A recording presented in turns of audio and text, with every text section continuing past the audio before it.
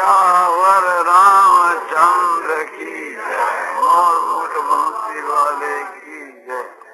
गीता की 18वें अध्याय के 66 के श्लोक पर कुछ कहने का विचार किया गया। सर्वधर्मान परित्यज्य मामेकं शरणं व्रज, अहं त्वा सर्व पापेभ्यो मोक्षयिष्यामि मा शुचः। इसमें 4 बात कही। सर्वधर्मान परित्यज्य, संपूर्ण धर्मों को अच्छी प्रकार से त्याग कर माम एकं शरणं व्रज, केवल मेरी एक ही तू शरण आया।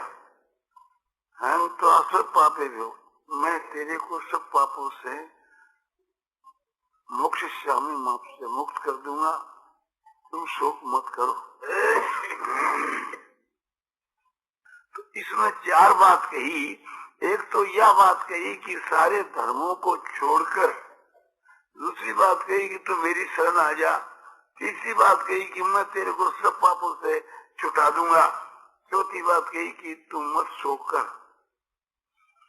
तो खास करके सब धर्मान परित्यज्य यह विचारने की बात है।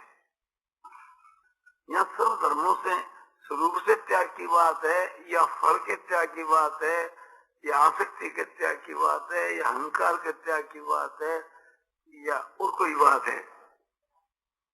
यो अर्थ लिया जाए कि सब धर्मों को स्वरूप से छोड़ करके, गृहस्थ के धर्मों को छोड़ करके तू सन्यासी हो जा, तो यह युक्ति संगत नहीं है।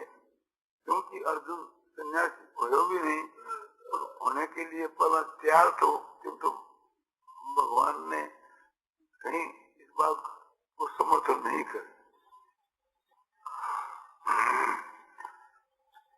यदि अर्थ लिया जाए कि स्वरूप से सब धर्मों को छोड़ करके और तू मेरी शरण माने तू मेरी भक्ति में लाग जा, तो यो अर्थ भी ठीक नहीं है। कर्म धर्म ऊपर से छोड़ करके भगवान की भक्ति का लाग जाऊं। क्यों अर्जुन जगह जगह भगवान यही बात की कि भाई सत्य के लिए तुम्हारे युद्ध के समान और कोई धर्म नहीं है, और तुम युद्ध कर, यही बात जगह जगह गई। इसलिए क्षत्रिय को जो धर्म है युद्ध करना, जिके ने तो स्वरूप से छोड़ दे, यह बात है। सो अर्जुन के लिए गीता में कहीं भगवान नहीं है। ये अर्थ लिया जाओ कि सब धर्म के फल को तू त्याग कर दे, तो फल शब्द इसके माने नहीं है। तो दूसरी बात यह है कि फल शब्द को यदि अध्यार किया जाए तो प्रकरण के अनुकूल नहीं पड़े। सब धर्मानि परित्यज्य को यो अर्थ लियो जा कि इंद्रिया का जो धर्म है, ये इंद्रियां अपने आप में आप बढ़ती है। ये कहा जाता है कि मैं खाता हूँ, मैं चलता हूँ, मैं सुनता हूँ, मैं देखता हूँ, मैं सुनता हूँ, इत्यादि जो ये मनुष्य ये अपने आरोप है कि मैं करता हूँ, तो ये तुम्हारा धर्म नहीं है, इंद्रियों का धर्म है। तो इंद्रियों पर छोड़ दे कि इंद्रियां ही अपने अर्थ में बरत रही, इंद्रियार्थे तो बर्तनता इति धारियन, इंद्रियां अपने अपने अर्थों में बरती, ऐसी धारणा करके और नहीं चिंतित करो मिति युग तो मन्य तत्वित, युग तत्व देता ऐसा माना है कि मैं कुछ भी नहीं करता, तो वो प्रकरण भी नहीं है। वो 5वें जाके 8 और 9 के श्लोक में तो जो अर्थ है, किंतु यहाँ यो अर्थ नहीं है, क्योंकि वो सांख्य योग को मार गए और यहाँ शरणागत को मार गए।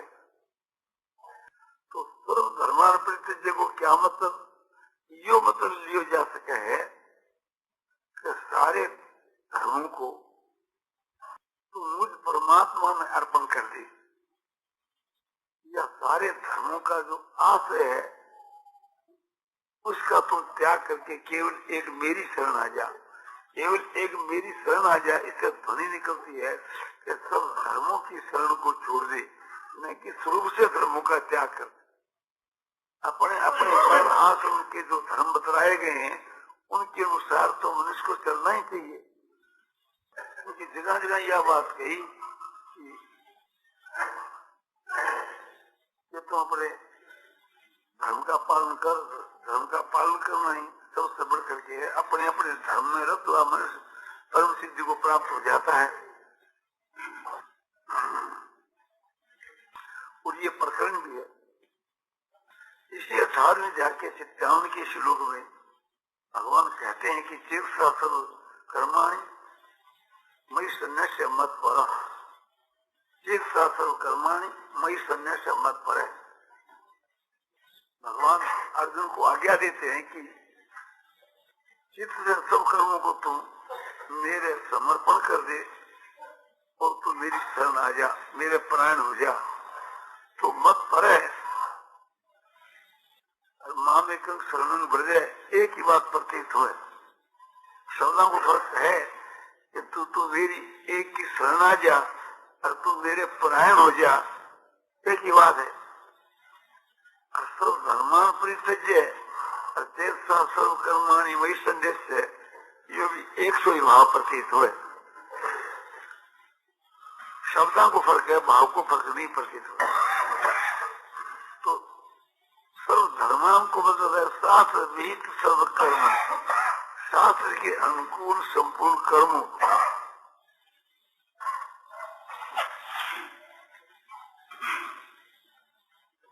प्रत्येक शास्त्र कर्माणि मयि संन्यस्य, इससे संपूर्ण कर्मों को तू मेरे में समर्पण कर दे।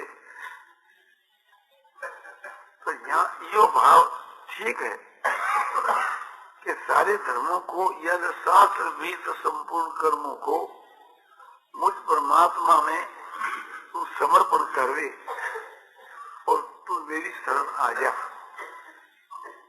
तो परमात्मा के बीच के कर्मों का समर्पण करना क्या है कि जैसे गीता की 9वें अध्याय के 27 के श्लोक में बताया है कि यत् करोसि यदस्मासि यज्जुहोसि ददासि यत् तपसि कौन्तेय तत्कुरुषु मदर्पणम्।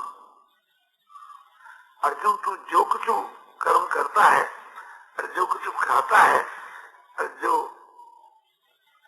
ये करता है, सब करता है, दान देता है, वह सब तू मेरे में अर्पण कर दे। एक तो ये अर्पण करना है कि कर्म करने के अंत के मां श्री कृष्णार्पण वस्तु वाणी से थी।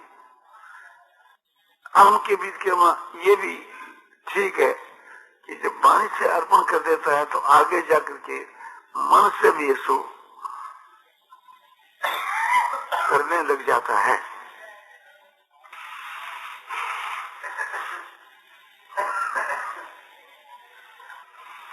और वहां है कि चेतसा कर्माणि मयि संन्यस्य, इसी प्रकार से थी अपने मन से थी संपूर्ण कर्मों को भगवान के मां अर्पण कर देना। उसका दूसरा ये प्रकार है कि जैसे कठपुतली होती है, उसको जिस प्रकार सूत्र धारना चाहता है वैसे ही वो नाचती है। तो इसी प्रकार से थी अपने आप को और अपनी सारी क्रिया को भगवान के समर्पण कर देना। भगवान जैसे करवा वैसे करना। कोई आदमी भूल से ऐसे मान बैठे कि मैं अपने सारे कर्मों को भगवान के समर्पण कर दिया, तो कर्म अर्पण किए नहीं तो इसके लिए क्या परीक्षा है। तो इसके लिए ये बात है कि जब भगवान के सारे कर्म अर्पण हो जाते हैं तो फिर भगवान की जो आज्ञा है उसके अनुसार ही उसके सारे कर्म होते हैं। स्वयं भगवान जहाँ कराने वाले होते हैं वहां उसमें भूल नहीं होती, गलती नहीं होती। जैसे छोटा बच्चा ग आदि लिखता है और भूल करता है बार बार, तो गुरु उसके हाथ के ऊपर हाथ रख करके और शुद्ध सो उस लड़के से लिखाता है, लड़के के हाथ से ही कराता है, किंतु वास्तव के उसमें उस पर गुरु का हाथ रहता है, उसको भूल होने की गुंजाइश नहीं है। इसी प्रकार से थी भगवान समझो कि हमारे में प्रवेश किए हुए तो हैं, पर वे हमारे से कर्म करवाते हैं तो उसमें कोई फिर गलती की गुंजाइश नहीं। तो हमारे कर्मों के बीच के जब गलती आती है, गलती का मतलब है कि शास्त्र के अनुकूल जो कर्म है वो तो भगवान के अनुकूल है, वो तो भगवान की आज्ञा है। और शास्त्र के विपरीत जो कर्म है, झूठ बोलना, चोरी करना, व्यभिचार करना, हिंसा करना आदि, तो वो एक प्रकार से भगवान का वहां हाथ नहीं है। तो यही उसकी परीक्षा है कि फिर हमारे सारे कर्म शास्त्र के अनुकूल स्वाभाविक के होने लगेंगे। तो सर्वधर्मान परित्यज्यमान परिमाण अच्छी प्रकार से थी, सब ओर से थी। तो एक प्रकार से सारे कर्मों को अपने मुझ परमात्मा के बीच में अर्पण कर दे। पर तू एकमात्र मेरी शरण आ जा, यानी मेरे स्व और किसी का भी भरोसा मत करना, मेरे ऊपर तू निर्भर हो जा। मैं जिस प्रकार से तेरे लिए करूं उसमें तुम सब प्रसन्न रहे। तो ये बात बतलाई गई कि हमारे ये जो कुछ सुख दुख लाभ हानि आकर के प्राप्त हुए उसमें हमको निर्विकार रहना चाहिए, समभाव रखना चाहिए। यानी जब हम परमात्मा की शरण हो जाएंगे तो एक प्रकार से और परमात्मा पर हम निर्भर हो जाएंगे, तो फिर जो भी कुछ आकर के प्राप्त हुए उसमें हमको प्रसन्नता होगी, क्योंकि जो कुछ होता है वो भगवान का ही विधान है। हमारे द्वारा जितने जो नए कर्म होते हैं वहां भगवान का हाथ है, और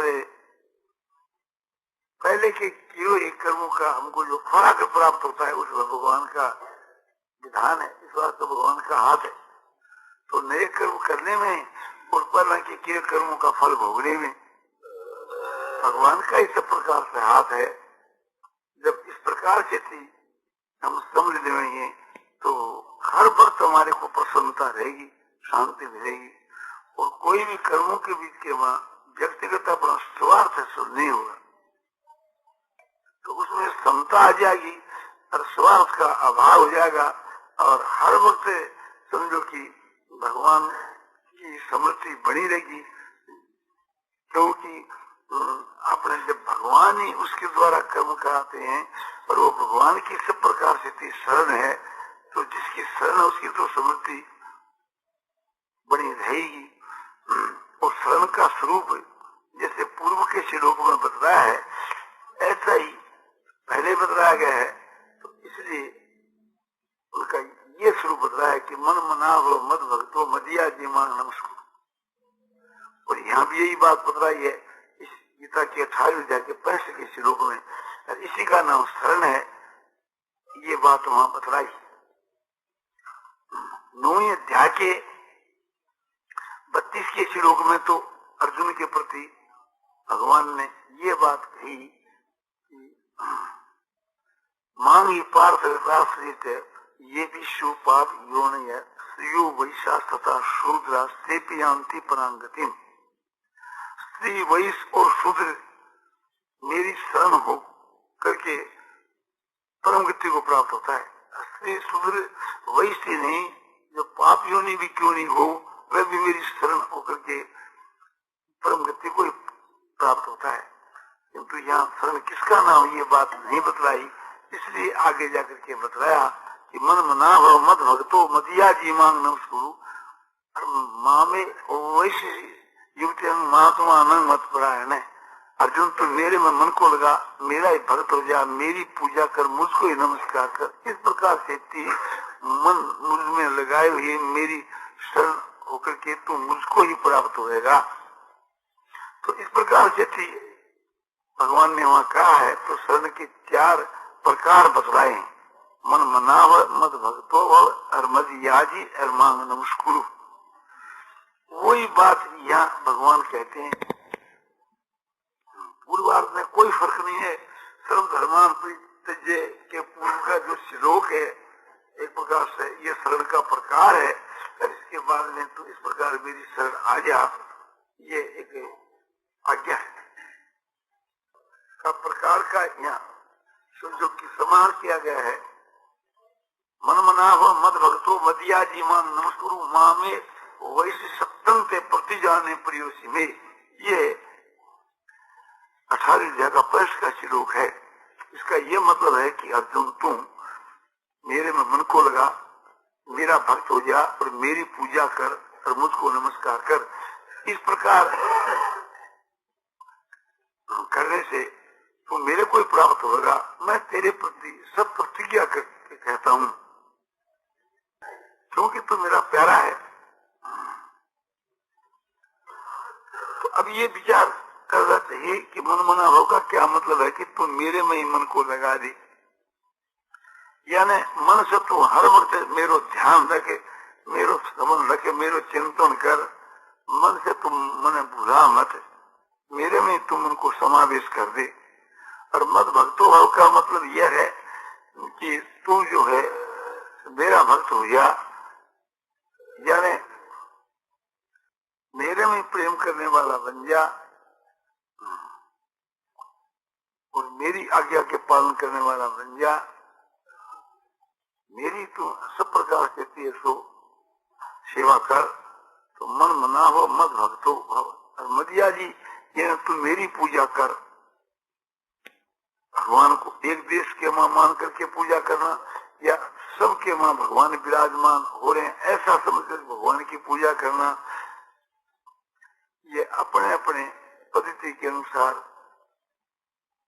मनुष्य कर सकता है।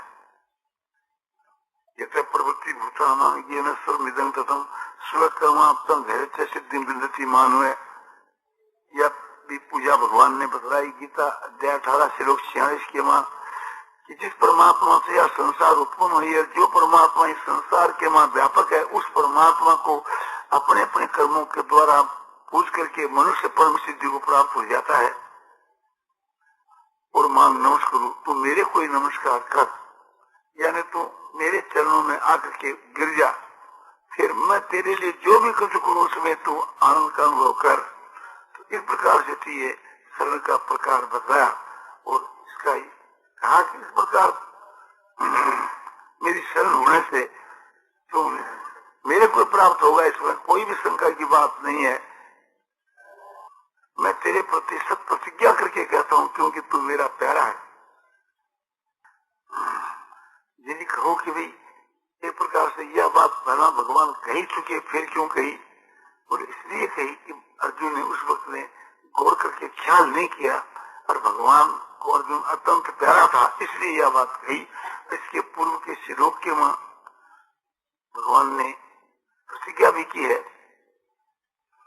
सर्व कुछ तमंग हुए श्रेणु में परमंग बचे इष्टोशी में दृढ़ मिति तत्व वक्षा मिते हितम।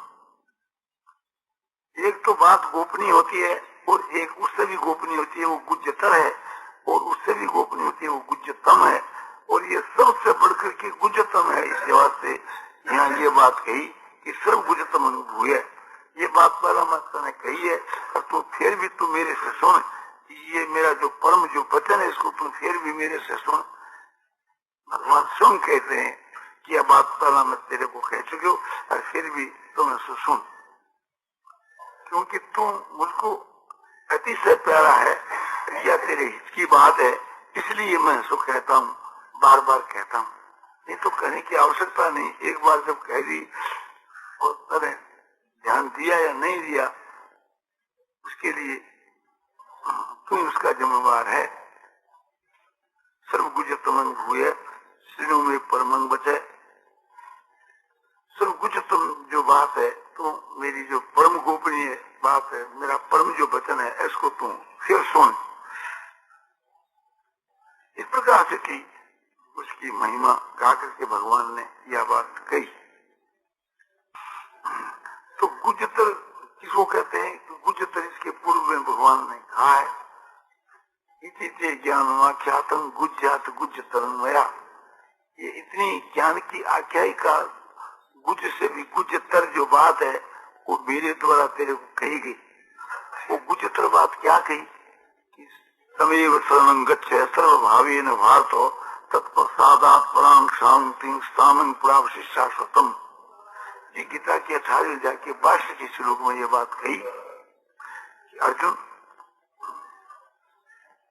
जो सबके हृदय के मां निराकार रूप से जो परमात्मा स्थित है, उसे परमेश्वर की तो सब प्रकार से शरण जा। उसकी कृपा से तू परम शांति और अविनाशी स्थान को प्राप्त होगा। तो यह गुज्जतर बात है। और यह जो समझो सब धर्म परित्यज्य या गुज्जतम है, तो वह गुज्जतर या गुज्जतम कारण ये है कि वहां तो ये बात बतलाई जाती है कि परमात्मा सब संसार के मां व्यापक है। ईश्वर सब भूतानां हृदय से अर्जुन तिष्ठति। ईश्वर सब भूत प्राणियों के हृदय के में स्थित है। सब भूत प्राणियों के हृदय में जो स्थित ईश्वर है उसकी तो सब प्रकार से शरण जा। तो यह बात तो हर एक उपदेष्टा जो है, गुरु जो है, समझो कि व्याख्यान दाता है, कोई भी ये कह सकता है कि उस परमात्मा की तू शरण जा, किंतु ये थोड़ा कह सकता है कि मैं परमात्मा हूं, तू मेरी शरण आ जा। तो स्वयं भगवान अपना परिचय दे रहे हैं कि मैं साक्षात पूर्ण परमात्मा हूँ, इसलिए तू मेरी शरण आ जा। तो ये अंतरंग बात है, गुज्जतम। उससे गुज्जतम में भी गुज्जतम है। और ये एक प्रकार से थी, आपने कोई ऐसी बात नहीं है कि कहने के बीच के मां, इसलिए उससे ये बात बढ़ करके है, अपना यहाँ परिचय देना है कि मैं एक प्रकार से ईश्वर हूँ, मैं परमात्मा हूँ। तो स्वयं भगवान प्रकट होकर के ऐसा परिचय तो उसको देते हैं कि जो अपना अतंत प्यारा भक्त होता है। तो सर्वधर्मान परित्यज्य मामेकं शरणं व्रज, केवल एक मेरी शरण आ जा, यानी मेरे स्वा, और किसी का किंचित मात्र तुम आसरा मत रखना। हम क्लास पापे भी हो, और कहते हैं मैं तेरे को सारे पापों से मोक्षयिष्यामि, मैं छुटा दूंगा। तो मतलब यह है कि अर्जुन के मन में ये भय था कि वो मैं बड़ा भारी सो पाप कर रहा हूँ, ऐसा पश्चाताप करता था। तो भगवान ने कहा कि नहीं, तो यहाँ जब भगवान की आज्ञा के अनुसार ही चलता है और भगवान को ही अपना सर्वस्व समर्पण कर देता है, तो फिर इसमें तो पाप होता ही नहीं। तो सब पापों से मुक्त कर दूंगा। ये अप्राप्त का निषेध क्यों? तो कहता है कि अप्राप्त का निषेध नहीं है। आज के पहले जितने जो पाप जो कर चुके हैं ना, उन पापों के लिए कहना है।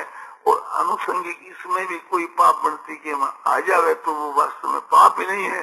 और यदि अर्जुन उसको पाप माने तो भगवान गारंटी देते हैं कि तू मेरी शरण आ जा, फिर मैं तुम्हारे को गारंटी देता हूँ कि मैं सब पापों से तेरे को मुक्त कर दूंगा। भगवान जमा मारी देते हैं। और माँ सुचे करके यहाँ एक प्रकार से समाप्ति कर दी आपने प्रकरण की और व्याख्यान की। शुरू के बीच के मां समझो कि जहाँ उपदेश आरंभ हुआ है भगवान की तरफ से, वो अशोचान सोचस्तुम प्रज्ञापादान से भाष्य से गता सुनुष्टि पंडिता। अर्जुन जो शोक करने के योग नहीं है उनके लिए तो शोक करता है, और पंडितों के वचनों को कहता है। किंतु पंडित जन जो होते हैं, जिनके प्राण चले गए, उनके लिए भी शोक नहीं करते। जिनके प्राण नहीं गए उनके लिए भी शोक नहीं करते। और तू शोक करता है इसलिए पंडित नहीं है। तो यहाँ अर्जुन के दिल के वहां शोक था, तो वहां भगवान ने ये निषेध किया कि तू शोक करने के लायक नहीं है, उनके लिए शोक करता है। अतः उनके लिए शोक नहीं करना चाहिए। जब मैं एक प्रकार से थी अपने जिम्मेवारी लेता हूँ, तो तुम्हारे को शोक नहीं करना चाहिए। तो मेरी शरण आ जा और मेरे ऊपर सब भार छोड़ दे, फिर मेरी जिम्मेवारी रही, मैं सब कुछ ठीक कर लूंगा, तुम कोई बात से घबरा मत। इस प्रकार यहाँ अर्जुन को कह करके और ये व्याख्यान समाप्त कर देते हैं। तो ये अंतिम उपदेश है और ये भी समझना चाहिए कि सब धर्म परित्यज्य, माने सारे धर्मों को तुम मेरे में समर्पण कर दे। यानी दुनिया के में जो दूसरे आदमी धर्म के नाम से व्याख्या करते हैं उनको तुम धर्म मत समझना, मैं जो तेरे को कहूं उसी को तू धर्म समझ। और ऐसा जब जब मौका आया है तब अर्जुन ने अपने बात को छोड़ करके भगवान ने जो बात कही है उसी को धर्म मान करके उसका पालन किया है। महाभारत के कर्ण पर्व के बीच के मां जिस समय में कर्ण और अर्जुन का घोर युद्ध हो रहा था, उस समय में कर्ण के रथ का जो पहिया है ब्राह्मण के साप के कारण पृथ्वी ने पकड़ लिया है। उस समय में कर्ण रथ के नीचे उतरकर पहिया निकाल रहा है। उस समय के वहां अर्जुन को बाण मार रहा है तो कर्ण ने कहा कि हे अर्जुन, इस समय तुम्हारे को बाण नहीं मारना चाहिए, ये धर्म नहीं है। तो एक बड़ा धर्मात्मा पुरुष है, सहस्रा बाहु अर्जुन के समान तुम वीर है और उसी के माफक तुम धर्मात्मा है। तो ऐसे तेरे जैसे पुरुष को जो है ऐसा नहीं करना चाहिए। जब मैं रथ का पहिया निकाल लूं और रथ पर सवार हो जाऊं तब तुम्हारे को बाण मारना चाहिए।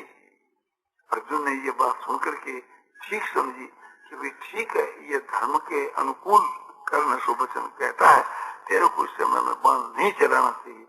अर्जुन जो है बाण चलाना बंद करना चाहता था, किंतु भगवान ने कहा कि नहीं, तुम बाण चलाओ। तो अर्जुन ने सोचा कि जो भगवान कहते हैं वो ठीक है, हमको बाण चलाना ही चाहिए। अब भगवान एक प्रकार से उस समय में कर्ण को कहते हैं कि कर्ण जो धर्म चिल्लाता है तो भगवान उसको समझाते हैं कि तू जो कहता है कि यह धर्म है, किंतु यह धर्म की जो मर्यादा थी तुम लोगों ने तो शुरू से छोड़ दी और अब तुम धर्म चिल्लाता है। चिल्लाने से कोई ये धर्म तुम्हारी रक्षा नहीं कर सकता। शुरू के मां भीमसेन ने तुम लोगों ने विष दिया, क्या वह तुम्हारा धर्म था?